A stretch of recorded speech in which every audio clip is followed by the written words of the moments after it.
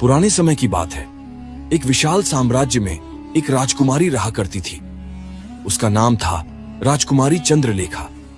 वह अपनी अद्वितीय सुंदरता पर इतना इतराती थी कि उसे लगता था संसार में कोई भी उसकी बराबरी नहीं कर सकता।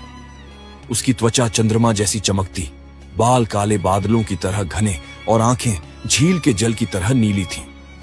हर सुबह वह अपने सफेद घोड़े चक्रवात पर सवार होकर महल से निकलती और पास के गांव की गलियों में घूमती। गांव का नाम था सुखपुर, जहां मिट्टी की महक, खेतों की हरियाली और लोक गीतों की गूंज हमेशा हवा में बसी रहती थी। गांव के लोग सीधे साधे, मेहनती और संस्कारों में पले बढ़े थे। महिलाएं सुबह जल्दी उठकर चौपाल पर गीत गाती, पुरुष हल लेकर खेतों में जाते और बच्चे मिट्टी से खेलते हुए बड़े सपने देखते। लेकिन जब राजकुमारी चंद्रलेखा अपनी सवारी पर निकलती तो गांव के लोग उसे दूर से ही देख लेने में भलाई समझते। वह घमंडी थी और अपनी सुंदरता को लेकर किसी को भी तुच्छ समझती। गांव की लड़कियां जब उसे देखते हुए मुस्कुराती तो वह घोड़े की लगाम खींचकर उन्हें नीची नजरों से घूरती और कहती, मेरी सुंदरता के सामने तुम सबकी कोई औकात नहीं। राजकुमारी का यह व्यवहार गांव वालों को चुभता, परंतु वे उसके बारे में कुछ कहने की हिम्मत नहीं जुटा पाते। लेकिन गांव के एक कोने में एक बूढ़ा आदमी इस सब को चुपचाप देख रहा था।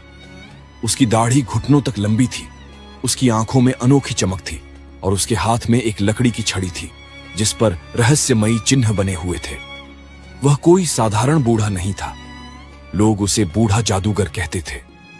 वह गांव के सबसे अनुभवी और रहस्यमयी व्यक्ति था, जिसे कोई नहीं जानता था कि वह कहां से आया और कब से इस गांव में रह रहा था। लेकिन एक बात पक्की थी, वह इस घमंडी राजकुमारी के स्वभाव को बदलना चाहता था। गांव के लोग अपने काम में व्यस्त थे, लेकिन बूढ़ा जादूगर राजकुमारी चंद्रलेखा की अक्कड़ को चुपचाप देख रहा था। उसकी आंखों में एक रहस्यमयी चमक थी, जैसे वह कुछ बड़ा सोच रहा हो। उसने अपनी लकड़ी की छड़ी को जमीन पर हल्के से ठोका और धीमी आवाज में कुछ बुदबुदाया। राजकुमारी अपनी सफेद घोड़ी चक्रवात पर सवार होकर महल से बाहर निकली। हर दिन की तरह आज भी उसने एक सुंदर रेशमी पोशाक पहनी थी, जिसके किनारों पर सोने की कढ़ाई थी। उसके लंबे घने बाल हवा में लहराते और माथे पर एक चमकदार मोती का टीका दमक रहा था। गांव के लोगों को रास्ते से हट जाने की आदत हो चुकी थी। राजकुमारी की नजरें हमेशा की तरह ऊंची थीं, मानो वह दुनिया की सबसे सुंदर और ताकतवर स्त्री हो। वह घोड़े पर शान से बैठी और गांव की संकरी गलियों से गुजरने लगी।